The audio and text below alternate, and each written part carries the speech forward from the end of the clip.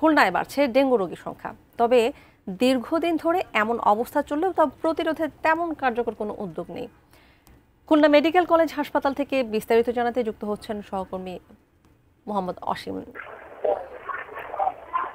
তানিয়া, দেখুন, Khulna medical college হাসপাতাল সহ খুলনায় যে লাফিয়ে লাফিয়ে ডেঙ্গু রোগীর সংখ্যা বাড়ছে তা কিন্তু নির্মূলে এখনো কোনো ধরনের কার্যকরী যে পদক্ষেপ সেটি কিন্তু আমাদের চোখে পড়েনি। অর্থাৎ সর্বশেষ যে খুলনার স্বাস্থ্য অধিদপ্তরের তথ্য, সে অনুযায়ী খুলনা মেডিকেল সহ খুলনা সরকারি যে সমস্ত হাসপাতাল রয়েছে সেই হাসপাতালে 20 জন ডেঙ্গু রোগী ভর্তি রয়েছেন। তবে আর বেসরকারি যে হাসপাতালগুলো রয়েছে এর সংখ্যা কিন্তু আরো বেশি, কিন্তু সে তথ্যটি স্বাস্থ্য অধিদপ্তরের কাছে নেই বিধায় আর কি আমরা আপনার মাধ্যমে দর্শকদেরকে জানাতে পারছি না। আর খুলনা মেডিকেল কলেজ হাসপাতালে প্রতিদিনই ডেঙ্গু রোগের যে লক্ষণগুলো রয়েছে সেই লক্ষণ নিয়ে খুলনা বিভাগের যে 10 জেলা রয়েছে সেই 10 জেলাতে রয়েছে পার্শ্ববর্তী বরিশাল বিভাগের পিরোজপুর এবার বরগুনার রোগীরাও কিন্তু এখানে ডেঙ্গুর যে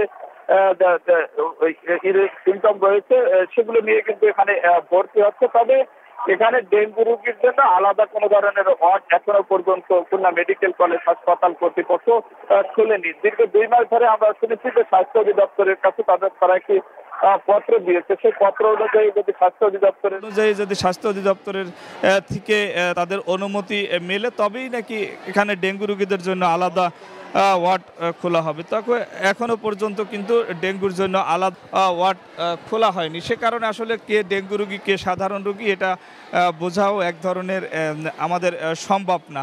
আসলে সব মিলিয়ে বলা চলে একটি হজরল অবস্থা চলছে খুলনা মেডিকেল কলেজ হাসপাতালে ডেঙ্গু রোগীদের জন্য।